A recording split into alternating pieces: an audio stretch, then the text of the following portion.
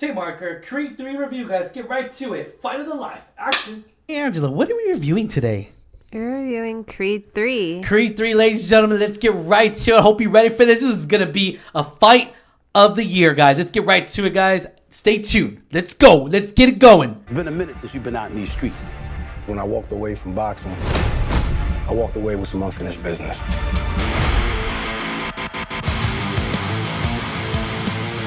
What's going on, Alamo City Movie Talk fans? As always, I'm your host, Ryan D. Ryan680. I'm Angela Dakalian. And this is Alamo City Movie Talk. Movie Talk for movie fans, guys, in the movie world. And if you have not already, hit that subscribe notification, hit that subscribe button, like us, hit that. Be sure to comment down below. What did you think of this movie review, or what did you think of this movie, guys, of Creed 3? Without further ado, Angela, what are we reviewing today?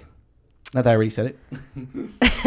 We're reviewing Creed 3 today. Creed 3 tells of a story of Adonis and has been thriving in both his career and family life. But when a childhood friend, former boxer protege, resurfaces, the face-off is more than just a fight. Oh, man. So, first off, Angela, you saw the first Creed movie, but you cannot remember it. It's too much. But you have not seen the second one. That would be correct. What did you think of this movie coming out of the theater? What was your emotions? Did you feel? Did you feel? And we're going from your point of view, and then we're gonna come back to mine. So go ahead and tell us, what did you think of this? What did you think of this film? So I remember parts of the first one a little bit. Yeah. I apologize, I haven't seen the second one. Sorry. Yeah.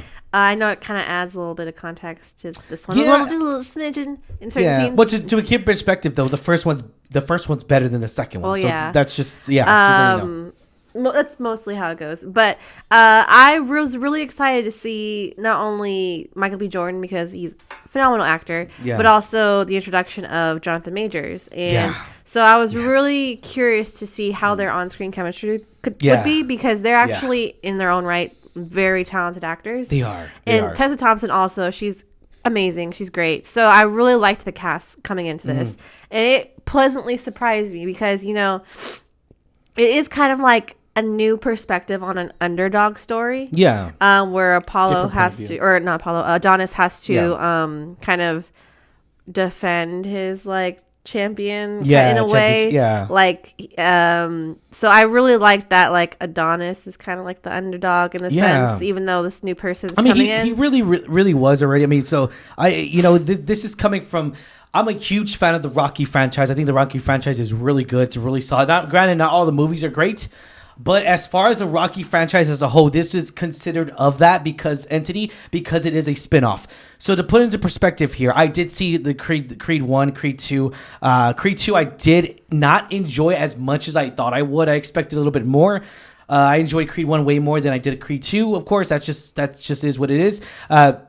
Rocky Balboa, knowing that he was not going to be part of this entity here, and knowing that it kind of felt a little out of place, I would say. It really did. For me, Michael, I'm a huge, put it in perspective here, I'll put it into my point of view, my point of context here, is that Michael B. Jordan, I'm biased already because I love Michael B. Jordan. I loved him when I first saw him in Friday Night Lights, little Texas TV show there, where he first premiered him.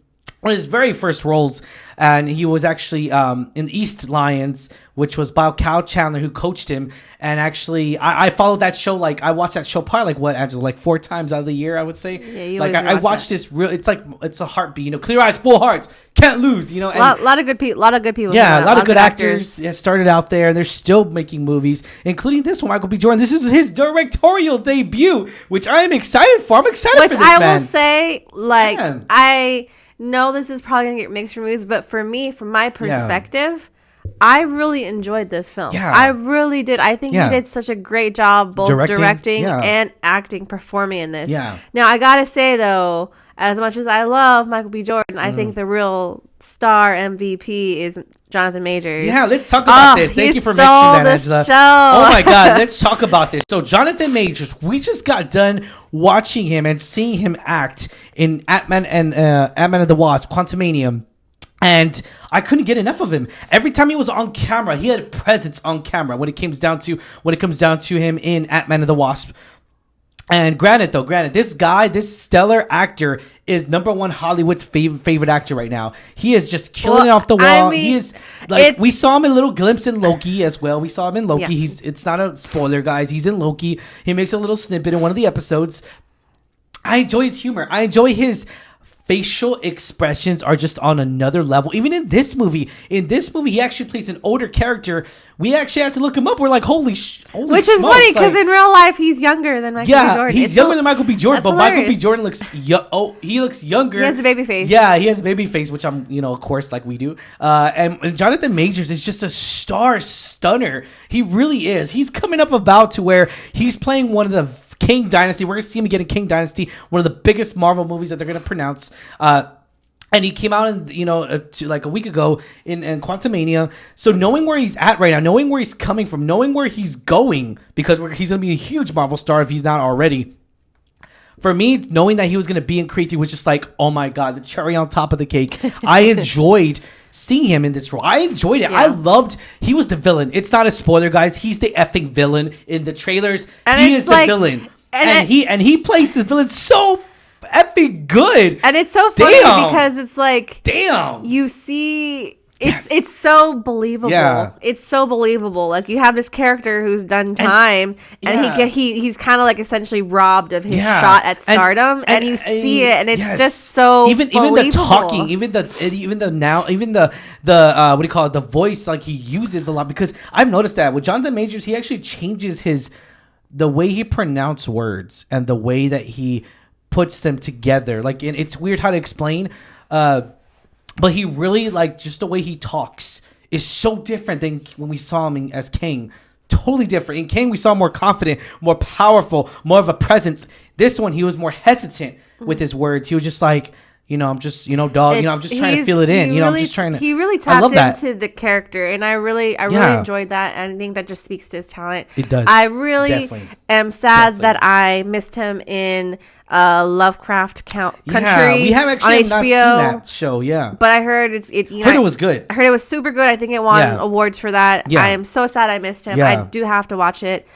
Because the cast in there is also stellar as well. Why is it that every single time they kept mentioning Damian, because that's his character in Jonathan Majors in the Creed 3, I kept thinking Damian Wayne. I don't know why. It just stuck in my head, guys.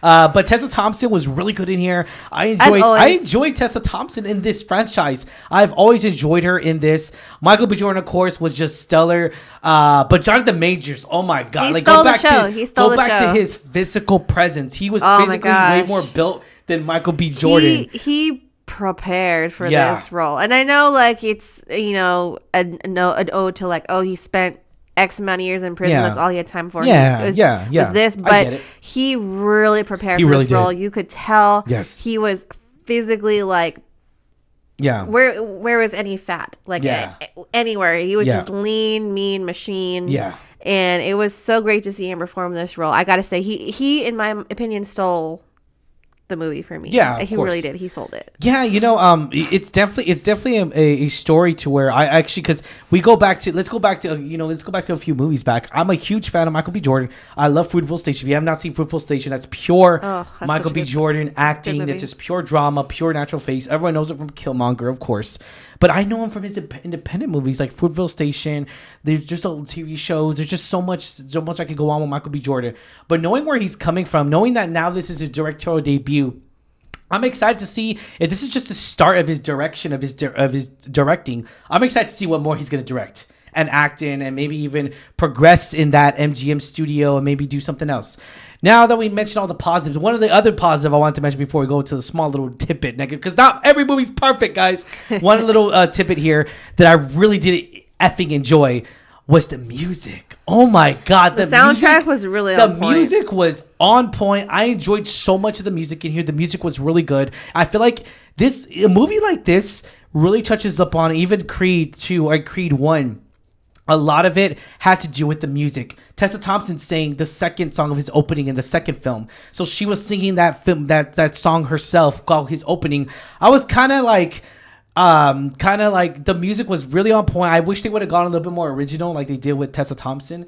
A little bit. I really wish they would have. But the direction that they Yeah, it makes sense. Yeah, it makes sense. And I get it. And besides all that, though, the punches, oh my god! So the punches in here are actually really more choppy, more bassy. I feel like you could feel the punch, like you could feel the bass punches when they actually hit the body, and I thought that was really good. And the few slow-mos yes. that they threw in there were pretty cool. That was really good. That was really good. A little bit foreshadowing there. I enjoyed that, and I enjoyed so much of just the direction, the plot that was going. I really did. I enjoyed this movie. Now we're going to talk about the little tidbit here that really annoys me a little bit. And I don't know if you're going to consider this a spoiler or not, but we know Sylvester Stallone. We know Rocky Balboa was not going to be in this movie. We knew that. But he does get producer credit in here, which he did go on Twitter saying, how I would have done Rocky 7. I would have changed it up a bit. Totally different direction that I would have gone versus what Michael B. Jordan would have went. But now let's put into perspective here. Knowing that, one of my pet peeves that I really did not like, and now I think about it even more, was how are you going to disrespect Rocky Balboa like that and not even mention a word of him? Not even in that universe mention anything of him. In the past Creed movies, only 2, just spin-off movies, Rocky Balboa has been present in each one, and they've always mentioned Rocky with Drogo. It's on and on. Drogon. It's on and on. Rocky Balboa is mentioned in this Creed universe, but in this movie, he is not, and I'm kind of upset about that. I really am upset about that. I am, because I'm just like, I get it. You're doing a different direction. I get that. Michael B. Jordan, whoever, producer, MGM, whoever, the creative side, it might not even be Michael B. Jordan. Besides all that, you had to have mentioned my Rocky Balboa. Not even a glove, not even a picture, not even a write-off. Oh, he died at so-and-so. It was so like he doesn't exist in this universe almost. And I did not like that whatsoever, because this solely is a spin-off of that entity. You know what I'm saying? You feel me? It didn't bother me at all. Oh, okay. All right. So that's my only pet peeve here, because it really lives off. It really relives the essence of that Rocky Balboa franchise. It really does. It's like I know this is throwing off the wall, but it's kind of like The Secrets of Dumbledore, where you wouldn't mention. I mean, don't mention Harry Potter, but but you know what I'm saying? It has to carry that essence of. Are you talking about the Fantastic Beasts spinoff in relation to the Harry Potter movies? All right, that's a bad one. Or like the Hobbit movies in relation to Lord of the Rings. Yeah, you have to mention. Like, you have to mention the ring. You have to mention, it's Rocky. I don't think you have to mention, but it gets fans of the original franchise excited when you drop those little hints, those Easter eggs. I think it does. Is it a requirement? No, it's not. No. Do I think that a film can be good without mentioning it? Maybe. Yes. But when you rely solely on Rocky Balboa has been in all the movies, though. Granted, take this into perspective. Take this to point of view. Rocky Balboa has been present in all the movies except this one. I don't even mention his name, Rocky Balboa. I mean, they do mention it, but it's like real tidbit. It's like real small, like one sentence. I'm just like, okay, what does that even mean? It doesn't really even play glory to the whole franchise of itself. But it's not about Rocky. True. It's is. Not. I know. I get it. But it's like he doesn't exist. But that's my only pet peeve here, guys. Put comments down below. Do you agree with it? Are you against it? Let us know on comments down below. But was this the film that we deserve? I'm going to say hell yes. Definitely this is the film that we deserve, guys. Rating 1 out of 10. 10 being the highest. So I'm going to give this rating. That's a tricky, because I'm not into sports movies. I'm not gonna lie, I don't like sports movies, and boxing is kind of low on my list of enjoyable sports. I don't watch boxing. We have watched a couple fights. Same thing with MMA. Watched a couple fights. It is interesting. It is. It's higher than wrestling for me. Sorry, not sorry. But I'm weird, because I love boxing movies. But I just don't like watching boxing. If that makes any sense. That's weird. That's weird. That's weird to say. That's a hard one, because I really enjoyed the cast. My gosh, all of them did such a great job. Yeah. I would give it a solid 7.5, because I thought you would give it higher. Round it up to an 8. I think it was a really good film. Like, it was fantastic. Like, all the parts that were meant to be sad made me cry. I think Michael B. Jordan. Yeah. Just in certain scenes just got to me. Same thing with Jonathan Majors. Certain scenes just got to me. You could especially their duo together, their on-camera presence together. Jonathan Majors and Michael B. Jordan was just pure organic. It really felt like that. It felt so organic and it felt so true to the story. And I fell in love with the villain.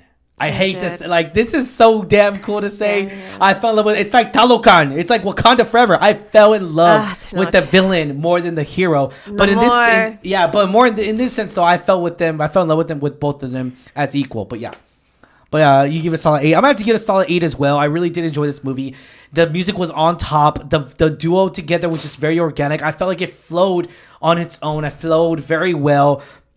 But that's my only pet peeve. No Rocky mentioning whatsoever as far as like a momentum or anything. This runtime came to be an hour and 56 minutes. I think that was a perfect runtime. I think that was really good. I would say I wouldn't have added anything, to be honest. I mean, it's a pretty straightforward story. Yeah. And I think Michael B. Jordan did a really good job of like cutting all the nonsense, the BS out, and just going straight to the point. Yeah. This is what was supposed to happen. And it went from A to B, and I really liked it. Now, can we see another Creed after this? To be honest, this is one of those movies to where you really can. It's a possibility.